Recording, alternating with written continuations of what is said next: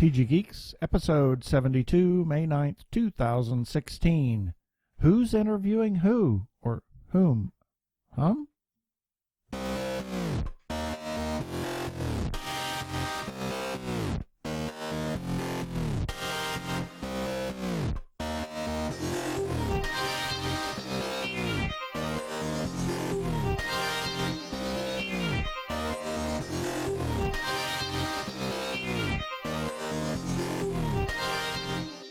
Hello and welcome to another webcast from tggeeks.com, where Ben and Keith, the Two Gay Geeks, talk about all aspects of geekdom and nerdery. Sci-fi, comics, film, horror, genre, you name it, we talk about it. I'm Keith Lane, and we are coming to you from TG Squared Studios in lovely Phoenix, Arizona. And I'm Ben Raggington, also coming to you from lovely, just call me Dr. Whom, Phoenix, Arizona. Dr. Whom. Yes, we have something a little different for you today. We just finished recording an interview. Somebody was interviewing us. It was an interview of an interview of an interview. It was very meta. It was very meta. So we're going to pull a few things out of that interview, and we also talked to the young man that was interviewing us, and we'll introduce you to him. But we're going to drop in a talk about Civil War. It was very spoilery. Yeah, and we'll give you a chance when we drop that into the interview of how far forward to fast forward so that you don't have any spoilers in case you haven't seen the movie. So we're going to get right to the interview.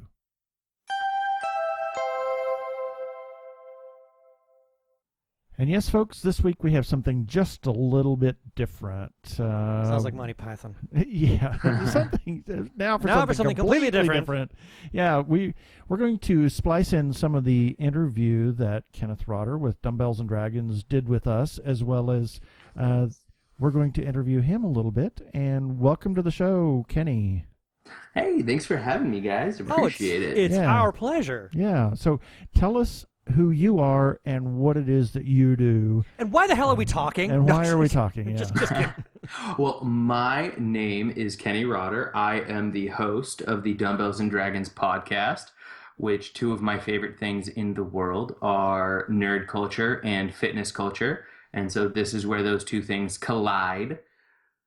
You collide in nerds and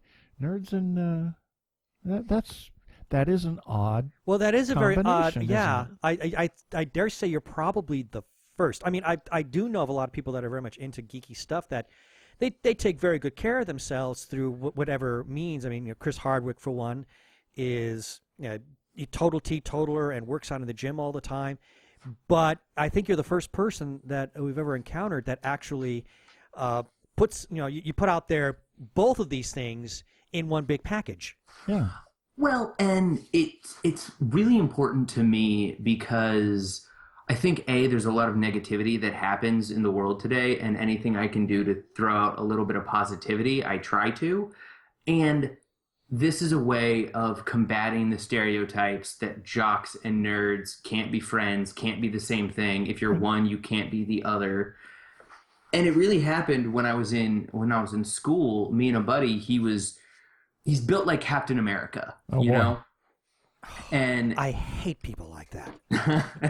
But we would go to the gym, and then one day I went over to his place, and he had, Farscape on DVD, Firefly on DVD. He had a bunch of Star Wars novels, and so we just started talking sci-fi nerd culture, and it was just that kind of got the hamster wheel turning that these two things don't have to be at odds. Well, that's true. That's true.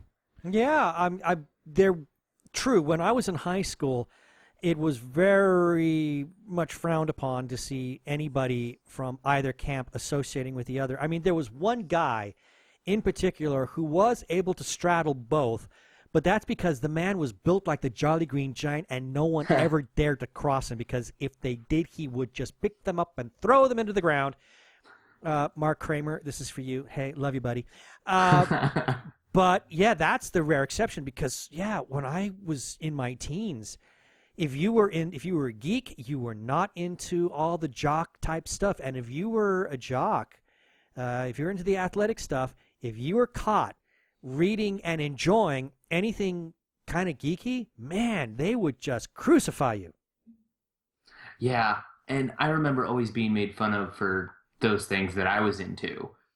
And I was always a big theater, let's just say it, theater nerd, and drama geek. And so those guys weren't always the most popular. Well, that's true. You had me. Okay, let's go back. Theater nerd. That's Theater. Theater. I'm like feeder nerd. So what? Are you a foodie? No. Oh, theater nerd. Okay, yeah. No, I get that. I'm same way here.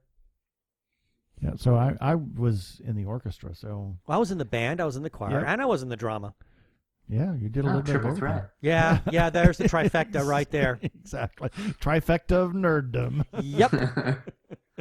So what made you decide, other than the fact that you had that feeling that fitness and nerdiness didn't have to be separate? What made you decide to do a podcast, or, I mean, what? Well, it started when I talked to one of my friends who had battled eating disorders and depression. I talked her into running a Tough Mudder, which is a 12-mile obstacle course race. Oh, God, Oh, wow. I'm in pain just thinking about it. And we ran it the day after her wedding reception. Oh, my. So, needless to say, we were all just a little bit hungover. Yeah, just But- a little. It's a great way to work it off. Yeah. And so running these 12 miles, about 3, and she would say things like, I don't think I can do this. I don't think I'm going to finish. And I was like, you know what? Doesn't matter how slow we go. We're going to move one step forward, one step at a time. That's all we need to do. And she finished. And when she finished, she broke down crying because she never knew she could accomplish something like that. Well, that's really cool. Well, it's good to have you there along as some sort of a cheering squad at the same time. So you're going to And- be the cheer squad for the intertubes, huh? But what actually happened was 3 days later, she texted me and she said, hey, I just want to thank you. You have no idea how much you changed my life. And she's kept up a healthy lifestyle. She's lost a decent amount of weight. Her eating habits and her working out habits are more under control, and she's working out for the right reasons. She's working out because she likes it and it feels good, and not because she wants to, quote unquote, look pretty. Right. Those are the And- best reasons, actually. Yeah. Not so much reasons for vanity, although vanity can be a great motivator. Yeah. Can be a great motivator, but it can also motivate you to do some of the wrong things. That's true. Yeah. So true. I decided I wanted to get that text message from everybody in the world. Okay. And so That's to pretty do that, I decided the best way to get a message of positivity out there was via a podcast. I love talking to great, amazing, interesting people like yourselves. Oh, thank you. We enjoyed our interview portion that you did with us, although we went really, really long. I apologize about that. Oh, not at all. You should Not at all. have said, just shut up. No, my podcasts usually run, they're solely an interview. And so they run normally between 45 minutes and an hour and 15. And so that It worked podcast is perfectly. going to end up being right in the middle at an hour. Oh, cool. Okay, fine. Yeah, we've been trying to well, if you've listened to any of our shows, you know that sometimes some of our interviews can go an hour and a half. Jeannie. Yeah. Yeah. Anytime we have her over the house. Oh yeah. But you know, that's a sit down interview here at the house, Yeah. and those run a little bit long, but we like to talk, and we like to let people talk about what they want to talk about. And that is kind of our go-to thing. And we're trying to keep some of our interviews down a little bit, or our shows, the regular shows, down to an hour, but if they go over, they go over. Yeah. Well, yeah, and what I realized is when I'm listening to a podcast and I launch it up in my podcast player on my phone, if I see that it's over like an hour and 45 minutes, I give myself a little silent groan. Yeah. And I'm just like, oh, this is going to be forever. And so that's why I try to keep mine around an hour, because I think that's easily digestible. Yeah. Now let's go back to what Dumbbells and Dragons. Now with your podcast, what kind of content? Okay, obviously you talk to like the two of us, but what other people do you have on your show, and how much of the physical fitness aspect plays into that? Well, the physical fitness aspect is actually taken a little bit of a back seat on some of my latest episodes. Us. And Yeah. well, it's just because we're not backseat. We're being not dragged even along behind the car. It's not even in the freaking car. Let's be real. Yeah. Okay. Anyway. because everyone is so gung-ho about Civil War right now. So I've been doing a lot of Civil War content. Okay.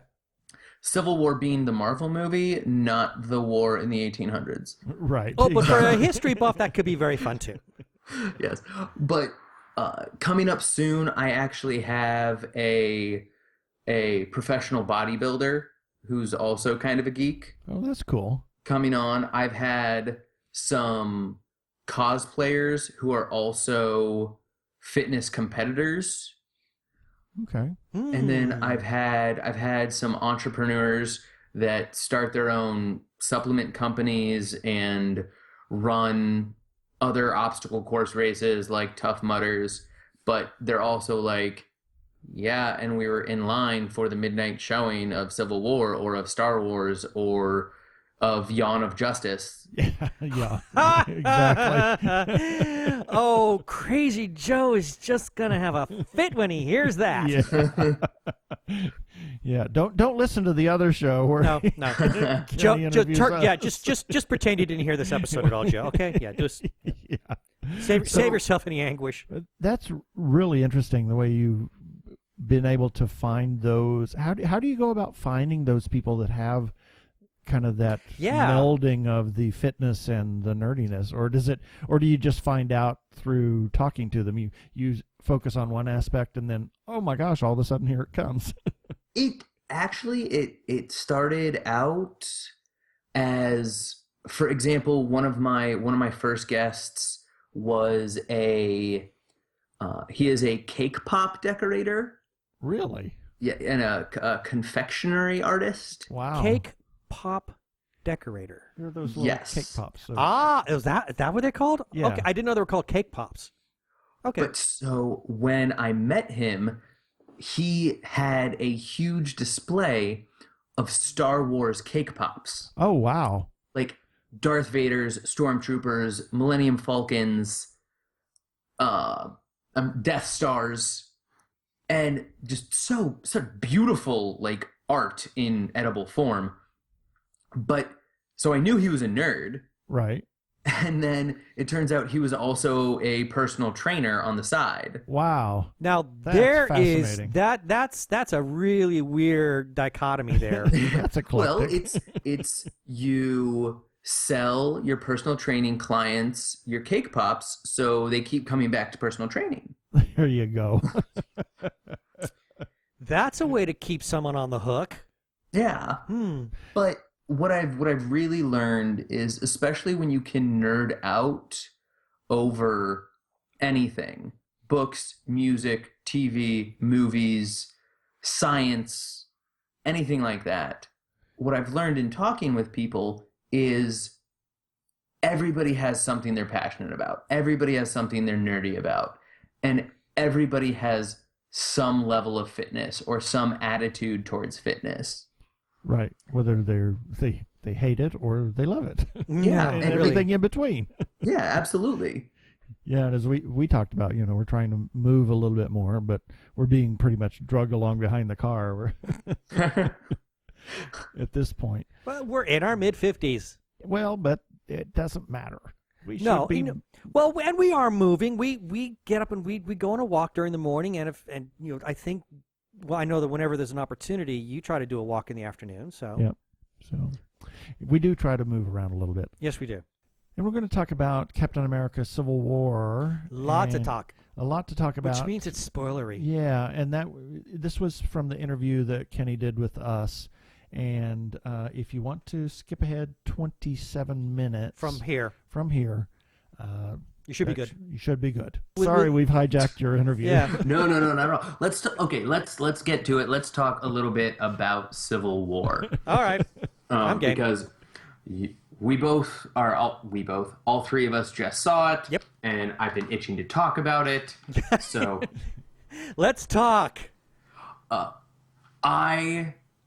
this was probably my favorite version of Spider-Man. You know, I'm gonna give you that. I will give you that. I mean, when I walked out of the theater, I'm going, Toby, who and who's this Andrew guy you're talking about? All I can think of is Tom Holland. He was really good as a teenage kid in high school. Did you hear how he nailed the audition? No. It was his time to audition for all the filmmakers, and they were just describing a scene where Spidey does this backflip and then lands and introduces himself. And Tom turns out is an accomplished gymnast. And he says, "Oh, you want me to do that?" And like, no, stop, don't do it. He does it anyway, and when he plants it, he lands in the Spidey pose. Oh. He won the part. As he should. That should absolutely win anybody that role. Yeah. You know, but I think, as much as I loved him as Spider-Man, I thought he was just awesome as just plain old Peter Parker. Yes. I have to agree with you. I was feeling the exact same way. In fact, I've often said this on the podcast. Peter Parker and Spider-Man, my favorite superhero, because the most relatable for me, especially with what I went through in high school and early on in college. Yeah. And when Tom Holland is Peter Parker is talking to Tony Stark, and this is going to go up after the movie has been out for a little bit, so spoilers are fine. When he's talking to Tony Stark and he's like, I would love to go out for the football team, but I can't. Yep. Right.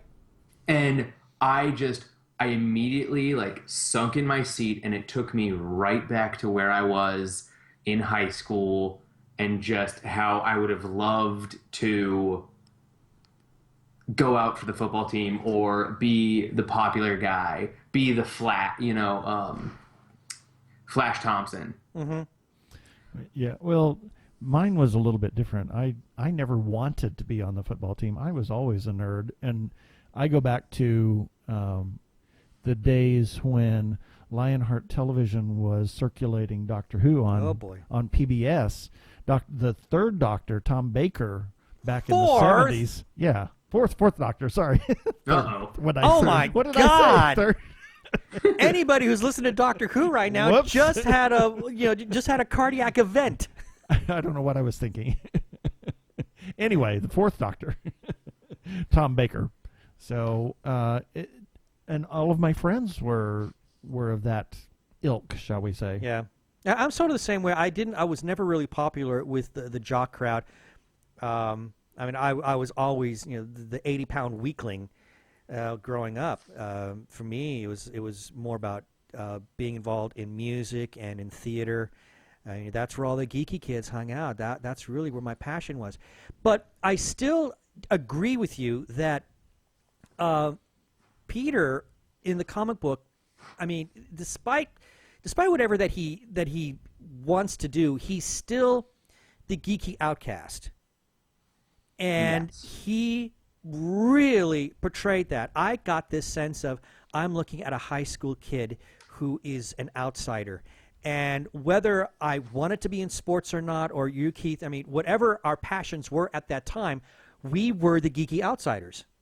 We were never part of the popular culture. We were never part of the in crowd. Yeah. At any time, no matter what kind of achievements we may have acquired at that time. So Peter, I mean, that was the first time I ever saw him on the screen where I related to him. Absolutely. I think he nailed it. It was fantastic, and he was funny. Yes. Very funny. It was such an absolute joy to see him, and yeah, I agree. I think that's the best Spider-Man film I've ever seen, and I cannot wait for his solo outing. Yeah, despite it's going to be great. The fact that he's 20, he looks like he's 12. Yeah, he really looks like he could be in high school. Well, and a lot of the criticism I heard was he wasn't needed. Rubbish. Okay.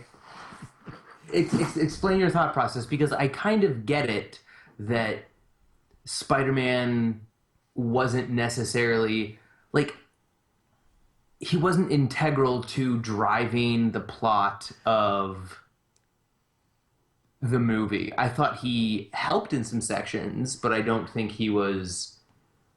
You could have written around it had they not been able to get the rights. True, and I remember that's why they got Black Panther, because he was supposed to initially largely play the role that Peter was going to play. Yeah, they did a lot of reshuffling, because for anybody who remembers the Civil War comic book, Peter, or Spider-Man, was originally Team Iron Man, and it was halfway through the battle that he does this flip, pardon the pun, and decides that he's going to take Team Cap's side because he does not agree with what's going on. He doesn't like where this is all headed, and they could have given that role back to Spider-Man. They could have had him take on that role again, have him do the reverse. Instead, they gave it to Black Widow, which I thought was kind of interesting. Why I call it rubbish, though, it's more of a behind-the-scenes kind of thing. What I saw this was a great opportunity to do great things for the universe. I really like looking at the bigger picture and what Marvel is doing in order to completely build on this universe. Is he integral to the story? No. Not in the slightest. But by virtue of bringing him back, by acquiring the rights for him, I could not think of a better way to introduce him. Well, and this way, now they don't have to reboot him. Yes. And it also gives the opportunity for Peter Parker to have the upgrade to the real Spidey suit that he got from Tony Stark. Right. I mean, there's a lot of ground. We don't have to, for the third time, watch Uncle Ben die. Well, and Marvel has said that they're pretty much, after Doctor Strange, they're pretty much done with origin stories.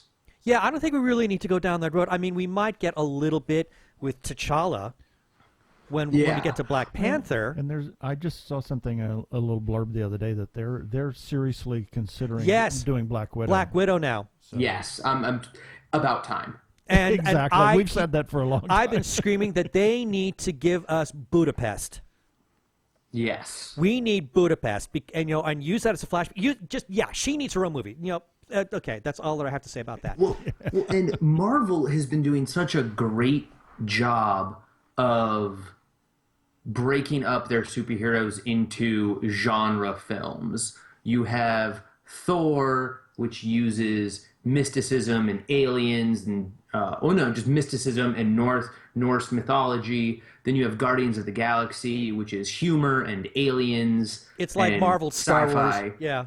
And so how great would it be to have the Black Widow James Bond type spy thriller? Exactly. Well, that's one of the reasons why I really much loved the entire Captain America franchise, because the first Avenger gave us a World War II movie.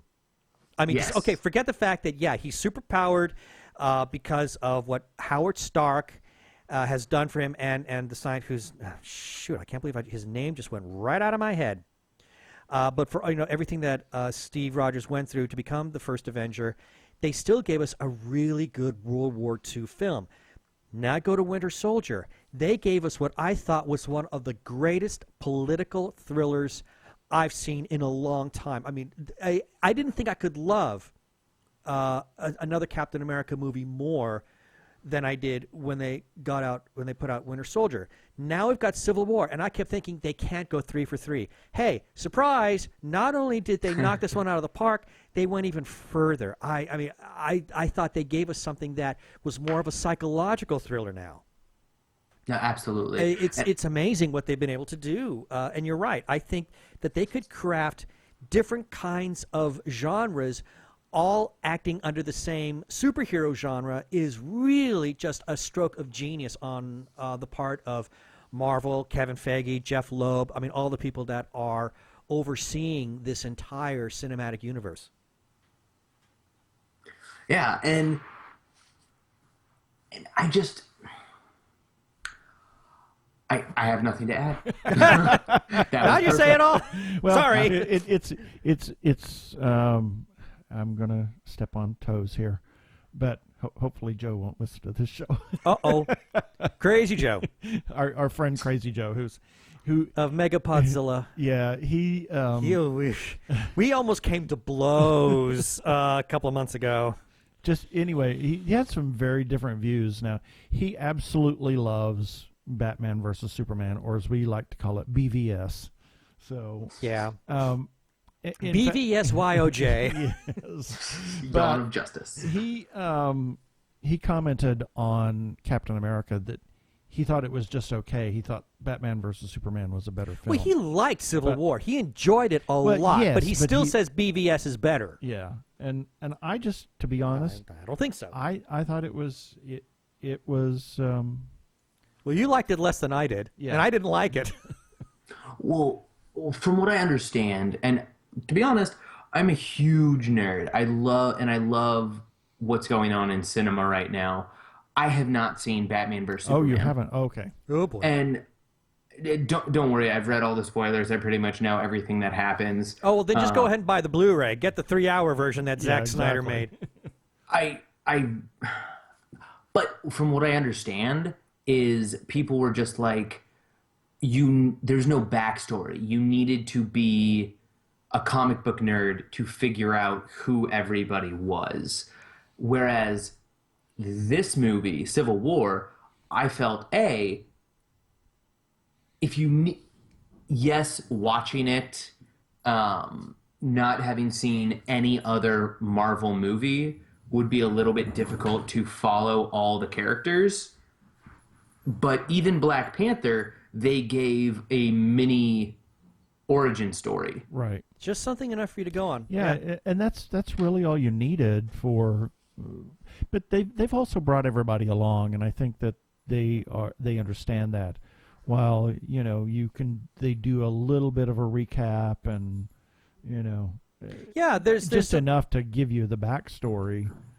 But that's important as well. But they do make a lot of references. I mean, we had a great opportunity to kind of see some of the destruction that happened during the first Avengers film. Right. So things that happened in Winter Soldier as well as Age of Ultron. So yeah, they're always giving us little breadcrumbs to kind of fill in the gaps for anybody. This is what you missed. So it makes it easier to kind of follow Civil War. But my big problem is that with and I don't want to turn this into a DC versus Marvel thing, because there have been some DC movies that There's some really good DC movies. I really did like enormously, and I didn't hate Dawn of Justice. It just bored me. And I loved Wonder Woman. I thought she was amazing. Oh, she was incredible. She was hot. Oh hot. My God, you have to see it. You have to see it for Wonder Woman. She steals this movie. She's amazing in BVS. And that's what I've heard. She really is. I mean, the audience just erupted into cheers when she showed up. Probably because, hey, now we get some action. Okay, I'm done. I'm done being mean. But I think the problem with Batman versus Superman is that you look at the title, Batman versus Superman. Okay, we're all waiting for this confrontation to finally happen. And we get like almost 2 hours of nothing, not even a build-up, to finally reach that point where the two of them are going to go head-to-head against each other. But you look, and you're talking about two characters who really don't know each other. And that's what makes Civil War, I think, such a stronger film, because these are people who all knew each other. They were all friends. They were family for each other where they didn't have any family whatsoever.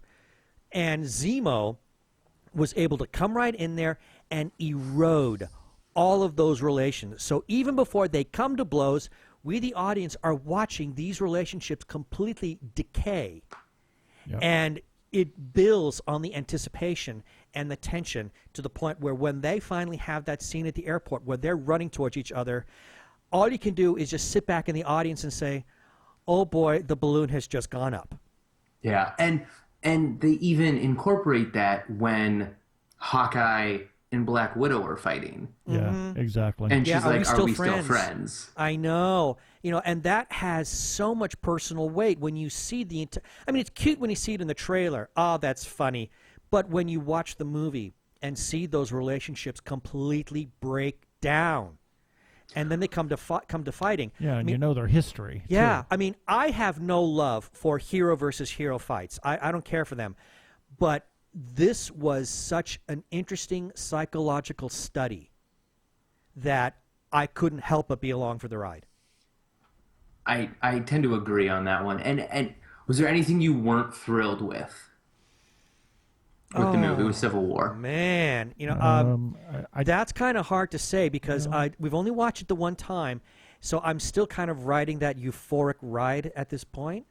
The only thing that I could found fault with the movie is the very beginning, is the use of the vomit cam. Oh, Jesus. Well, actually, I do have something now that you mentioned. We talked about this in the car on the way back, and that is I took enormous exception with the excuses for the Sokovian Accord. The Sokovian Accord. One of the problems that I had was when they started showing the footage of why people are scared.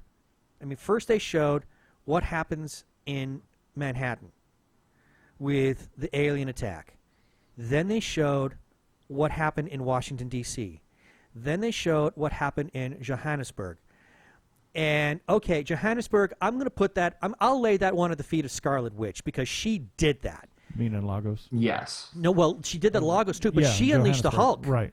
In Johannesburg in Age of Ultron. And then, okay, Sokovia, but that was Ultron. Okay, I'll lay that one at the feet of Tony because that was Tony's doing. Yes. By creating Ultron. But at least with the first two, let's look at what happened. I mean, Manhattan, that was an alien invasion that was going to do far more worse damage if the Avengers had not been there to stop it. DC, let's look at what would have happened had the helicarriers not fired on each other. What kind of carnage would they have created had Hydra's plan gone through? And what I think could have solved a lot of these issues is had they mentioned or worked into the script something about escalation. Because essentially what we're seeing is when you get a more advanced protection system, your enemies build more advanced weapons. Yeah, and that's what Vision said. In Vision kind of makes that equation. Escalation. But at the same time, they touch on that in Winter Soldier too. Nick Fury, when he's trying to see where Cap's loyalties lie, as he's showing him this entire arsenal, this fleet of helicarriers. I mean, he says, we take the world for what it is. And Iron Man 2 talks about it too. That now, with the presence of with the superpowered suit, now you got all these other threats that are coming up. But you're right, Vision, he sums it all up with all of that. So it does come to be it's a very touchy subject. I don't think there's a single right or wrong on it, but I reject wholeheartedly Ross's assertion that what happened in Manhattan and again what happened in D.C. is the fault of the superheroes. But it's typical knee-jerk political reactions. It is, but I would have liked for there to have been some kind of pushback on that, and there wasn't any. But have you, by chance, have you seen some of the viral news segments that Marvel put out starting about 2 weeks ago, leading up to the release of Civil War? A few. we put them all on our website, tggeeks.com. You can easily see it there. But and they got back the actress who played Christine Everhart from the first Iron Man film. She's there as the news anchor for WHIH News, and there's all this discussion between her and her her co-host about what kind of role do the Avengers play. So it was nice, at least during these little news videos that Marvel released, that they could argue the other side, that the Avengers actually did a far greater good by being there to stop what could have been a much greater disaster had they not been there at all. And yes. I just wish I would have liked to have seen that in the film. That is probably my biggest complaint. A little more of the other side of the argument. Yeah, and we didn't get any of that. I mean, I was very distressed that Steve just, when they showed him Lagos, he just shut down.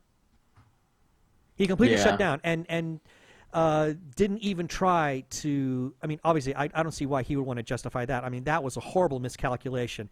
It was an accident, yes. It was not something that the Avengers meant to do. I don't think that they feel a complete lack of empathy for what had happened. So to paint them as unsympathetic, I thought was a little unfair. So I don't agree with everything that Ross had to say. That's my one big issue. I mean, I would have liked to have seen the other argument, the other side of the argument. That's all. And to get on what I would have liked to have seen, I would have liked to have seen somebody die. Yeah, we didn't get any deaths. I was shocked. Yeah. Like, okay, Rhodey got injured. Yeah, and the trailers made it look like that Rhodey died.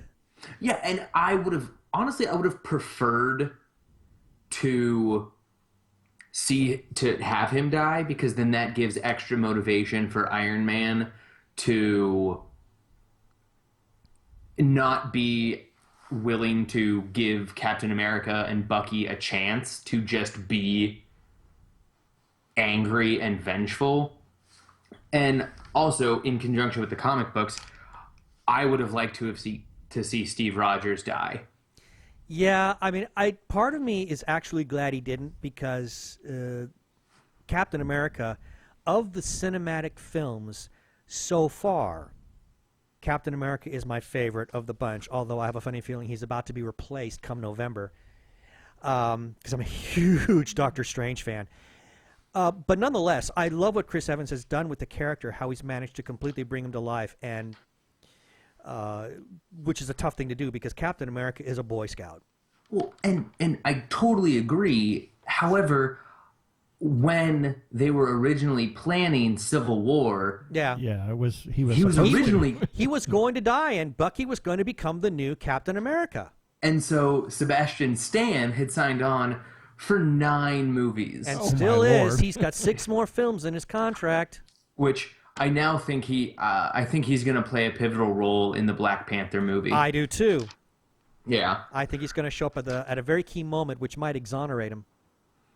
I hope so. He kind of needs it. Big time, yeah. Yeah, and then we've got the 2 Infinity War films. So there's 3. We need 3 more. And so maybe it's he gets exonerated in Black Panther. Steve dies in Infinity Wars Part 1. I hope not. His death would have had more meaning if it had been in Civil War. Yes. It would have had more weight. It would have added a lot more weight to the film. And there was no Steve surrendering, Steve having the come to Jesus moment where he's like, we're causing all this destruction. This is exactly what we want to fight against. We started the Avengers to not cause all this chaos, and now here we are doing it like in the comics. And I didn't see that part being there. No, they gave that to Black Widow. Yeah. Well, and she even didn't exemplify that, because she was just like, "You're not going to stop, are you?" And he was like, "No." So she essentially just said, "Well, I'm not going to fight you if you're never going to stop, so I'm just going to help you, and hopefully this will get resolved sooner or later." Well, yeah. I mean, and I think, yeah, I sort of agree with that. She was, I think she saw the bigger picture as well, and that all of this fighting was completely unnecessary, especially if Cap's allegations were correct, which it turned out they were, that the whole thing was a setup against Bucky. She was swayed. And I think maybe she did see, I mean, gosh, what they were doing to the Berlin airport was kind of sad. Leipzig. Was it Yeah. Leipzig? Yeah. Oh, okay. I'll give you that. But Anyway, overall, I give the movie, let's say, 5 out of 5 Winter Soldiers. Yeah. wow. I gave it an A++. Yeah. Because I thought it was just such an amazing movie, how they were able to go much further than I ever dreamed possible. And as bleak as an ending as it was, there was still a sense of it didn't leave me on a down note. I mean, some critics are saying that it's one of the most depressing endings I've ever watched. I don't think so. Yeah, I didn't think so. I would have liked when Tony Stark went to visit Falcon. Mm-hmm.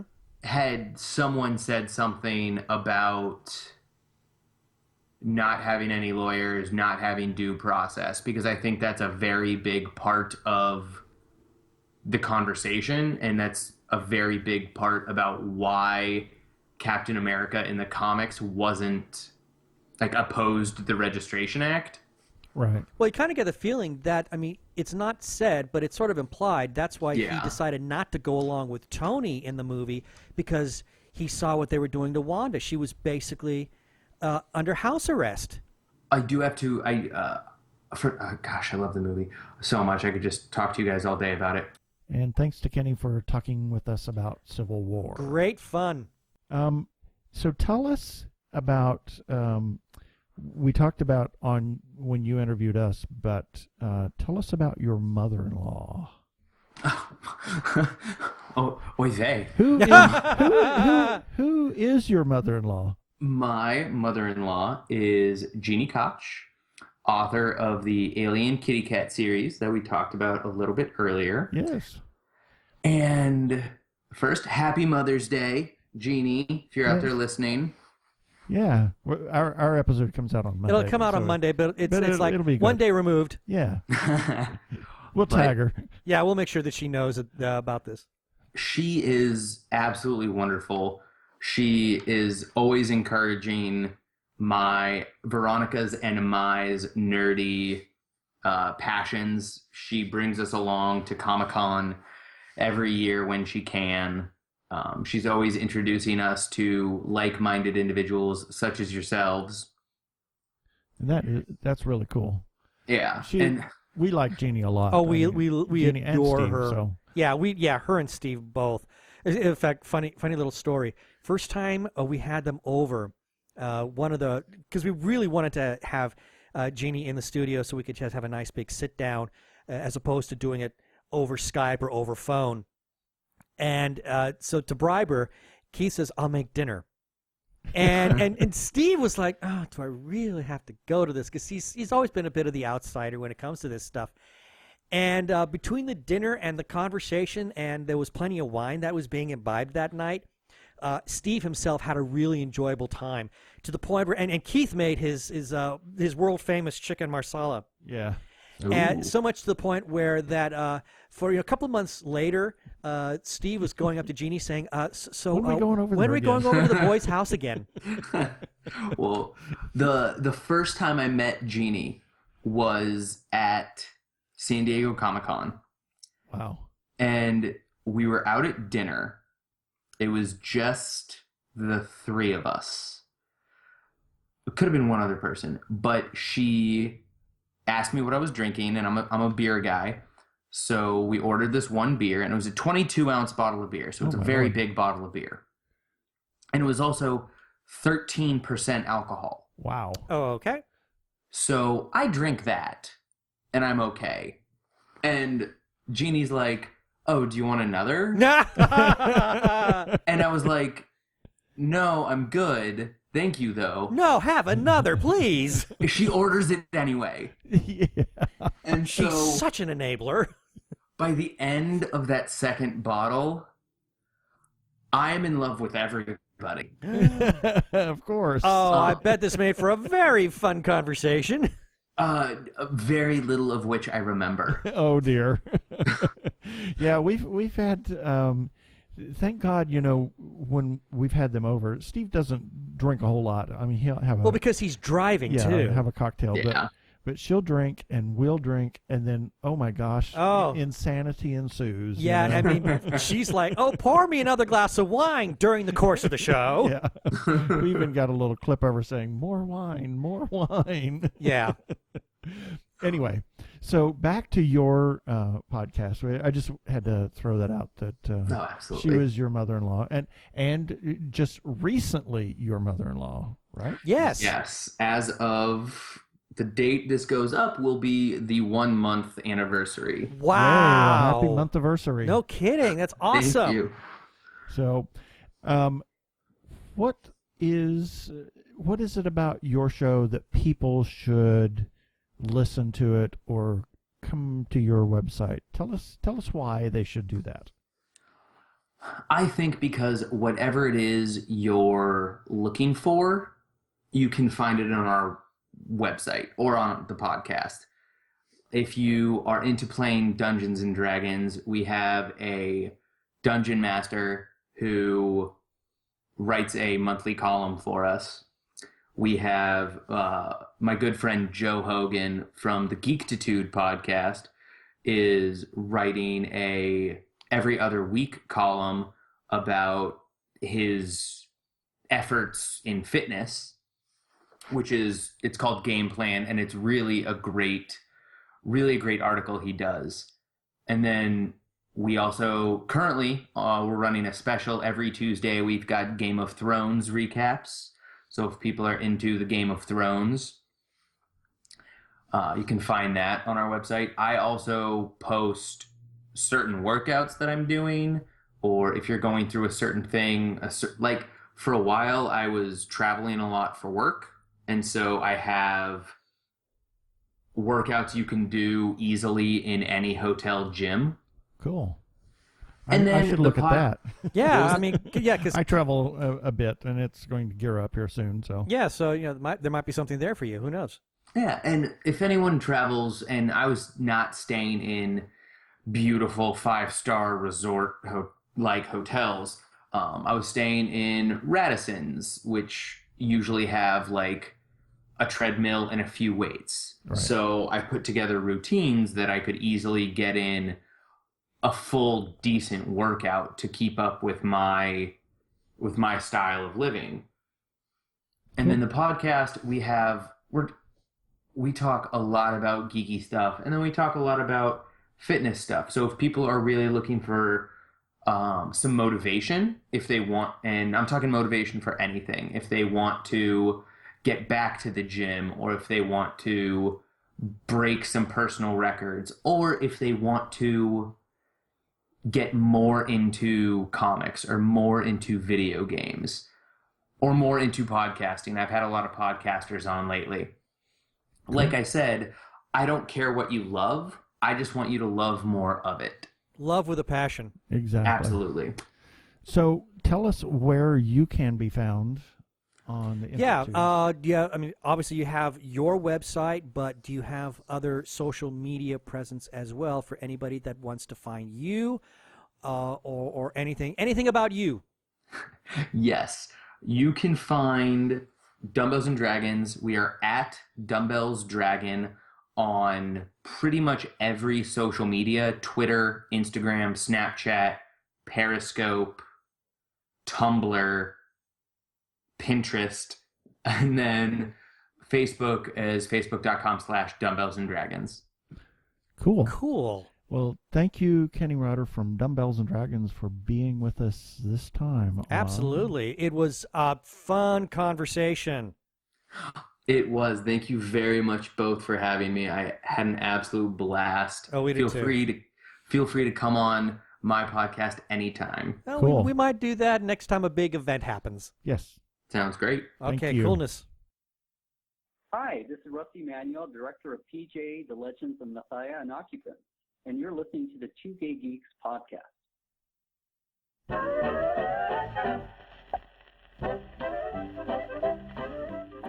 And that is our birthday music. So here are a few selected birthdays for May 9th through May 15th, 2016. May 9th, Billy Joel, The Piano Man. the Piano Man, and Howard Carter, Now, I know the of Mummy Howard. Man. Oh, see, I know Howard Stark, and I know Peggy Carter. Is this like their love child? Yes, Okay. Possibly. I just wanted to be sure about that. Maybe. Howard Carter, the Mummy Man, the one that, the famous archaeologist. Ah, that Howard Carter. That Howard Carter, yes. May 10th, Nancy Walker. Everybody's favorite deaf and dumb maid. Yeah. Cook. Also, Gary Owens, who was the announcer on Laugh-In. as well as that's what he's, I guess, most famous for, at least in our generation. But he's done a lot. He did a lot of stuff before he died. Yeah, he did. A lot. Also, May 10th, David O. Selznick and Fred Astaire. May 11th, Corey Monteith. I'm still very, very sad about that. Yeah. Also on May 11th, Salvador sorry, Salvador Dali. Yes, I originally had Salvador Dali in the show notes until the other gay geek changed it for me. Proofreading's like, oh, you can't have that. Can't have Salvador Dali. May 11th also is Richard Feynman and Martha Graham, as well as Irving Berlin. Let's see. Also, May 12th, Emily Van Camp. We just saw her in a movie. We did. As well as Emilio Estevez. Well, we didn't see him in a movie, but his birthday is May 12th.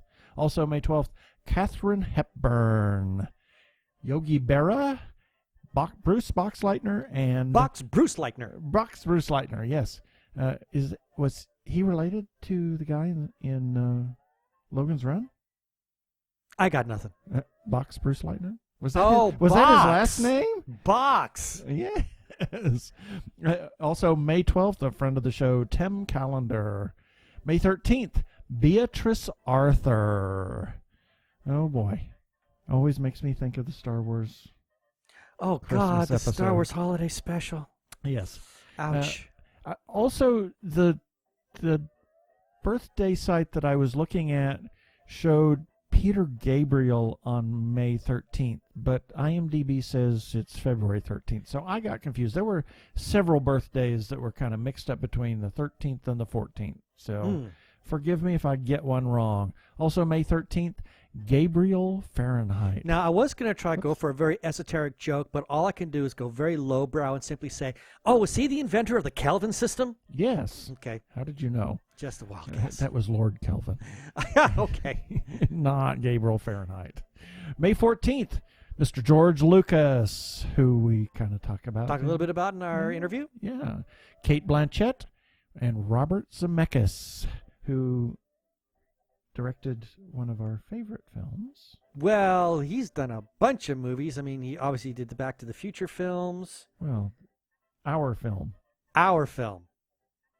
Oh, good grief. We have so many our films. I'm thinking of Stargate. Oh, that was Robert No, that was Roland. that was Roland Emmerich. That was Roland. Silly me. Okay. Forget I even said anything. May 14th, Otto Klemperer. And a friend of ours, and a friend of the show, Della Cohen, as well as Mr. Jonathan Latt. May 15th, James Mason. And he was scary in Salem's Lot. Salem's Lot. He Oh was my God, terrifying he was in that terrifying, movie. Yeah. Also, May 15th, Mike Oldfield, the creator of Your Mother's Ringtone. Oh, Tubular bells. Great. Well, hopefully. Okay, great. Now she knows that. Thank you. Oh, well. Anyway, that's the birthdays for this week, and enough craziness for the birthday I got to portion. change my ringtone now. Yeah, so that's it. Let's all go to the lobby. Let's all go to the lobby.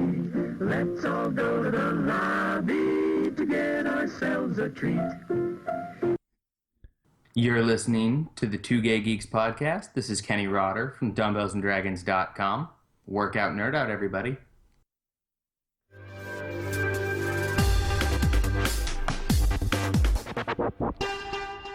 Go give a listen to our friend Kenny over at Dumbbells and Dragons podcast.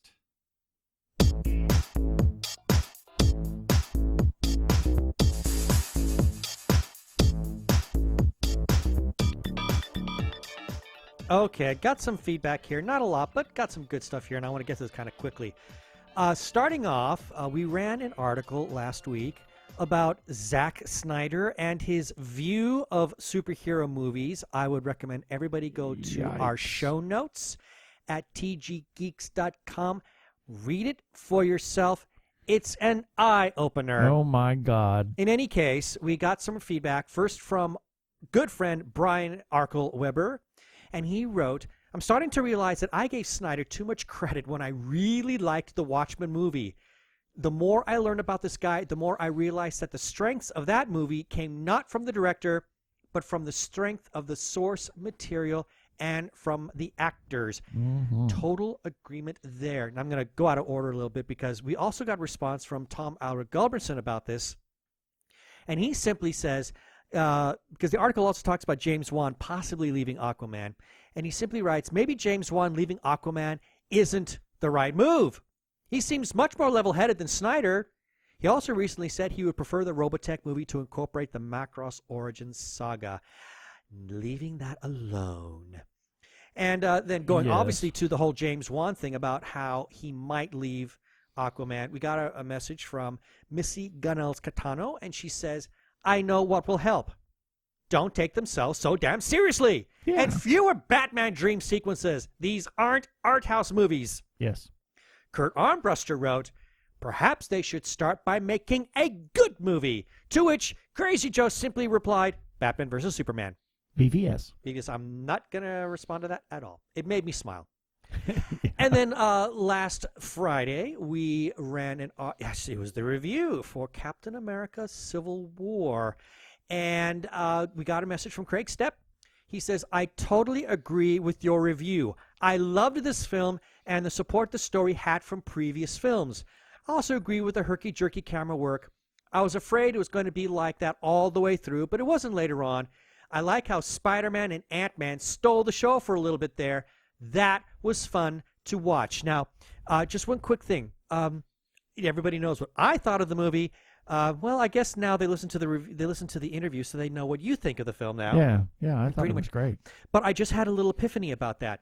Because of the new Accords, this now gives an excellent reason why the Defenders from the Netflix shows will not cross over into the bigger mainstream stuff. Mm-hmm. Give them grounds to kind of stay out of the limelight and stay over in Hell's Kitchen. There you go. That way nobody has to pay any attention to them. Exactly. Now, we also got a very epic response from Lookie. I'm not going to go through the entire thing. I'll just read a little bit of highlights here. But if you want to see it all, we will post a link to episode 71 on our YouTube channel because that's where they posted this. They did say, however, that they were very interested in Origins. Apparently, Sci-Fi Night posted 2 episodes on the topic of sci-fi corporations, and they might be interested in the series. They've got other things they need to look at first, so they're not going to really go onto that one right now. And then they kind of went off a little bit and talked about episode 62 where we were in L.A. and how we were desperately trying to find parking as we were going around wanting to see the Park, going Griffith Park. And how at the 45-minute mark we were saying we drove around and around looking for parking and drove around and around, looked for parking and drove some more, looked for parking. 9 episodes later, in episode 71, I think that's a spot. Exactly. That's the way it felt. Yes, that's the way it felt indeed. Like I said, I would recommend anybody just go to the link on our show notes if you want to read the entire bit. It's awfully amusing. But we also have voicemail. Yes, but I do want to say that Lookie had a lot to say about thank you for the shout out that we give to him. And, they did, and they felt they were being a bit cheeky. No, and then, I never. Well, they said, yes. Well, they were being cheeky in their response, and then they heard us give the great shout out, and of course they had the response with, "Had we known we were getting such a cool shout out, probably would have, been twice as cheeky." Yes. You can never have too much of a good thing. Just playing around. Oh, what a lovely surprise. Thank you most kindly. Appreciated. Yes, and to that we would love to say that we would love to talk to Lookie on the show. Yes, after that To kind the of twins, yeah, absolutely. After that kind of response, all the more reason to have them on the show. Exactly. That would be lovely. And yes, we have a voicemail from the Bionic Geek, and here we go. Hey guys, it's Roy the Bionic Geek. I'm watching Arrow, this week's Arrow, and I was a absolute huge fan of what little of Constantine we got as a series, and I just love the fact that they're keeping him at least verbally in the Arrowverse by being the person that Oliver calls if he has a magic problem. Yes. So I gotta like the fact that they're keeping the actor in that continuity, despite the fact that the series got brutally killed. Sadly. So I wonder what were your all's opinions on that show? On Constantine itself, I loved Constantine. I thought it was really great. Sadly, it just kept getting bumped left and right, and it just made it kind of tough for us to follow. It is available online, on some of the other streaming services. So I think it's a great opportunity to go back and take a look at it, because I remember listening to Kevin Batchelder's podcast, and they talked about Constantine and how just incredibly great the show became. I was very happy with where they went with that. I was a bit disappointed with who they trotted out, however. When I had heard rumors that when Oliver was going to be going to Hub City, that he might be looking towards the superhero Question, which I thought would have been amazing. I like that they got, it's nice that they're keeping the Constantine alive. I would like to have seen more of him, though. I kind of would like to have had him, have a bigger presence instead of just the little bit that we're getting right now. It's nice of keeping him alive. It's nice that he's still sort of in the continuity, that he's in the canon.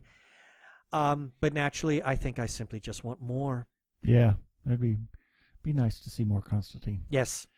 Well, that's it for our comments and our listener feedback. We definitely want to hear from you, our listeners. You are important to us, and as you know, we have lots of comments and lots of feedback, and we are always willing to share it with everybody. Thank you for all your comments.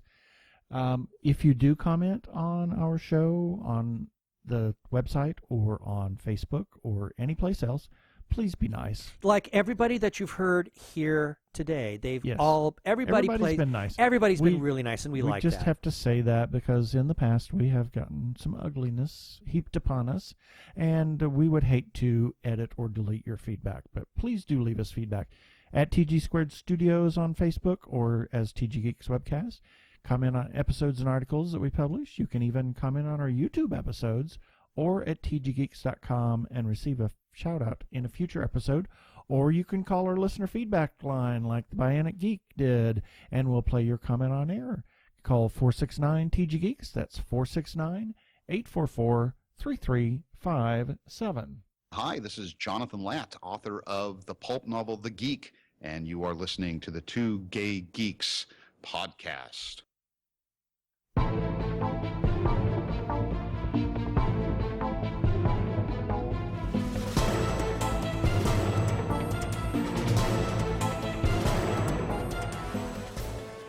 Just got one thing to talk about today, and this really warmed my heart. I was very happy to read this. Colton Haynes, who people probably remember from both Teen Wolf and Arrow, officially came out he's gay. And that's not it. Oh, good grief. No. No. No, not that. Oh. Later. Later. Well, there's the surprise. It's now out now. And no, I was very happy to find out that he came out. This poor man has been through all sorts of hellish nightmares because he had been asked. I mean, he's gorgeous looking, let's be honest. He's really handsome. And because I think a lot of agencies saw this as a great launching career, you know, he could be like the next Tom Cruise or something like that.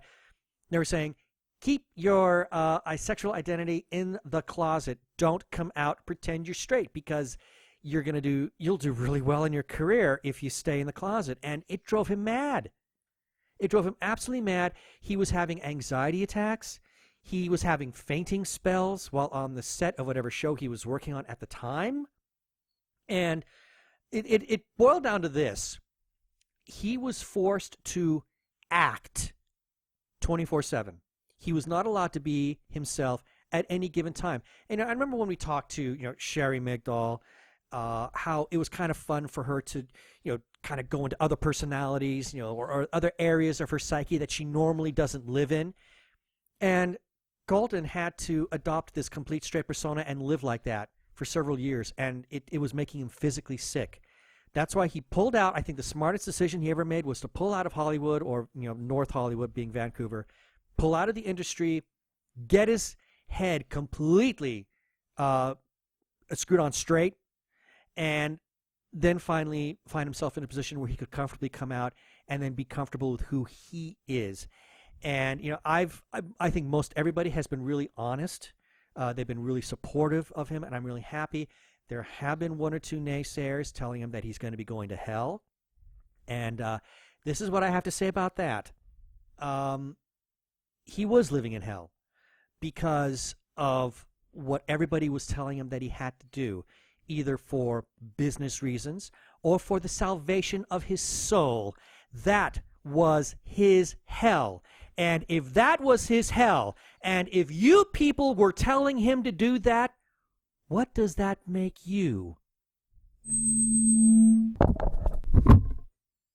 That was a mic drop. Yes.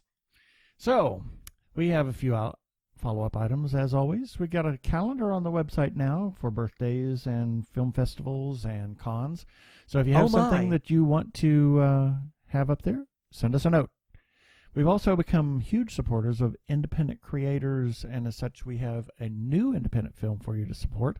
Check out the link below to the Indiegogo campaign for Morning After, the new film by Patricia Chica and Christian Hodko. You can hear our interview with them, and just please consider supporting other independent creators, not only a film, but everything. They need the recognition because there's a lot of great talent out there. Exactly. And Phoenix Comic-Con 2016. Lots and lots of people. Oh, my gosh. Unfortunately, too many. The prices have gone up on the tickets, but they're not unbearable at the moment. No. They still have tickets available, and there's still hotel rooms available. So check out phoenixcomiccon.com. This is turning out to be one of the biggest Comic-Cons ever, so yes, by absolute do it! Yep. And after the June event, there's going to be more information on FanFest 16, which will be in October 22nd, 23rd in downtown Phoenix at Convention Center. Also, Halloween time. Keen Halloween returns to Phoenix September 23rd and 24th at the Convention Center. Find out more at keenhalloween.com. We have to give a special shout out to the Doctor Who Fancast Guide. You can see the Fancast Guide by looking up Doctor Who Talking Who on Twitter. Their handle, @TalkingWho. And as always, we give a special shout out to Arkle, Brian Weber. He is a great friend, personally and of the show. He has the Arkle Times Post-Dispatch News. You can read the Post-Dispatch News by finding him on Twitter. He is Social Justice Scald, and his handle is @Arkle, A-R-K-L-E. And he's also on Twitter with the Incorrect Star Trek Voyager quotes. Check them out. They're funny, but don't let your boss see you do it. Yeah. And we want to give a shout out, as always, to The Lookie Show, the twins. Sasha and Dagmar. Based on their feedback, that alone tells you how nutty they are and why we want them on the show. Absolutely. You can check out Looky Show on Twitter at Looky Show and catch their show on the YouTube as The Looky Show. Check it out. They really do reviews of old movies, and it's really a scream. Highly entertaining. Yes. And as always, we give a special shout out to the Facebook group, The Gay Geek, because A, it's an awesome group. Absolutely. Simple as that. There's some phenomenal content that is posted there. B, because their almighty poobah, that will be Jeremiah Reeves, he actually allows us to post our episodes there, and we are eternally grateful. And you can see it by going to facebook.com/groups/thegaygeek. And we want to give a big thank you, huge thank you, to whoever nominated us for a Parsec Award. The Parsecs are given to speculative fiction podcasts, and they are awarded at DragonCon. For more information about that, go to parsecawards.com. Once again, thank you, thank you, thank you. And we want to say something about the Amazon ads that we have been running. We did that so that we could maybe raise a few funds. And if we just ask that you click on an ad every once in a while. You don't have to buy anything. You don't have to do anything. Just click on an ad, and that tells Amazon that we're driving traffic to them. It kind of helps us out too. And we also want to say, please, if you are downloading from YouTube, rate us on YouTube. I mean, not YouTube. iTunes. On iTunes. Okay. iTunes. Start again. iTunes. We all tunes for iTunes. There we go. On iTunes. Rate us on iTunes. You can rate us on YouTube. You can rate us well. on YouTube as you want, but we really want the iTunes ratings. Exactly.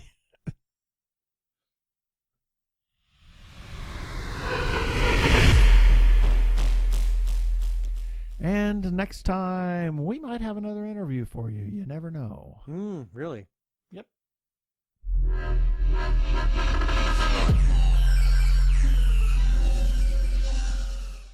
Okay, that should do it for this episode of TG Geeks Webcast. Be sure to check out the article for this webcast episode. We'll have several links on the page, and remember, you can comment on our Facebook page or our website, tggeeks.com, or you can leave us a voicemail at 469-TG-GEEKS. That is 469-844-3357. From TG Squared Studios, I am Keith Lane. Thanks for listening. I bid you peace. Cheers.